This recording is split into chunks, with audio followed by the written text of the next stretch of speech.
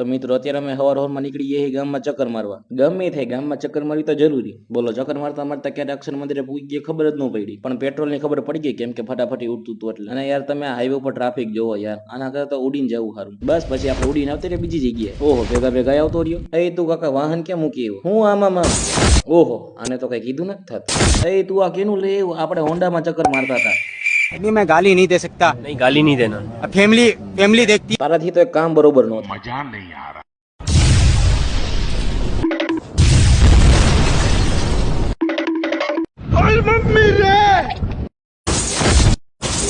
હા તો હવે બરોબર વસ્તુ લઈ આવ્યું. બસ હોન્ડા આવતા જ મને મારા ભાઈબંધ વયા ગયા ઘરે. તો હવે તો ઘરે જવું પડે ને, સવારના ગામમાં રખડી. હવે રાત પડે કે ગામમાં જવાય નહીં, છાનમુનું ખાલું કરીને ભાર દઈને બેહે. બહુ રખડી લીધું હોય છે, બહુ પેટ્રોલ બાલ લીધું, શાંતિથી બેહો હવે. આ જોવો ને તમે, આ બધાની દેવ દિવાળી મનાવવાની આખી સ્ટાઇલ જ અલગ છે. માણા ફટાકડા સળગાવે, હા ઝાડવા જ હરગાઈ નાખ્યા.